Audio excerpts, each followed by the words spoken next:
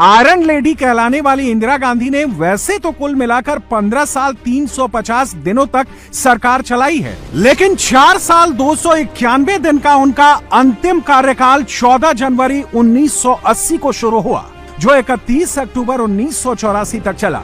इस तरह उनकी 2 शासन अवधि में 2 साल 296 दिन का गैप आ गया। नरेंद्र मोदी ने प्रधानमंत्री के रूप में 11 साल पूरे कर लिए हैं। अभी अभी उन्होंने तीसरे कार्यकाल का 1 साल कंप्लीट किया है।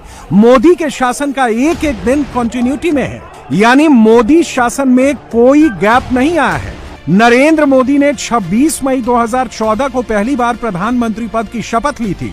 9 जून 2025 को प्रधानमंत्री पद पर मोदी के 11 साल 14 दिन पूरे हो चुके हैं। यहाँ याद रखना होगा कि इंदिरा गांधी के 11 साल 59 दिन वाले कंटिन्यू कार्यकाल में 21 महीने का आपातकाल भी शामिल है। मोदी ने इंदिरा गांधी की तरह कोई आपातकाल नहीं लगाया। मोदी ने इंदिरा की तरह नागरिक अधिकारों को सीमित नहीं किया।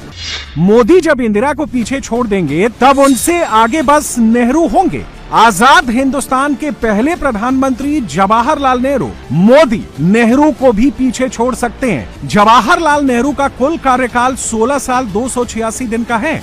नेहरू 15 अगस्त 1947 को देश के प्रधानमंत्री बने और 27 मई 1964 को निधन होने तक वो देश के प्रधानमंत्री रहे। नेहरू को पहला कार्यकाल चुनाव जीतकर नहीं मिला था। नेहरू को प्रधानमंत्री का पहला कार्यकाल कॉन्स्टिट्यूएंट असेंबली ने दिया था, जिसमें वो यूनाइटेड प्रोविंस के एमपी थे। 26 जनवरी 1950 को देश का संविधान लागू होने के बाद पहली बार 1952 में आम चुनाव हुए, जिसमें नेहरू जीते और दोबारा प्रधानमंत्री बने। 75 साल से ज्यादा समय तक कांग्रेस ने नेहरू की ही कमाई खाई है।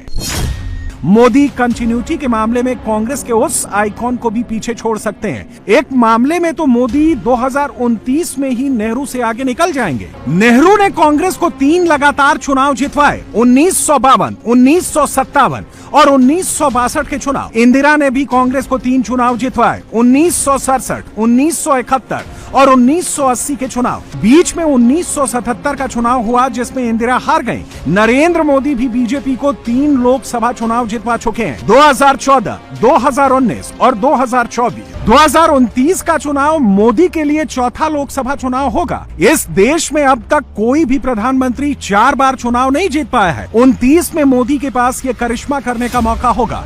29 जीतते ही मोदी सबसे ज्यादा चुनाव जीतने वाले प्रधानमंत्री हो जाएंगे।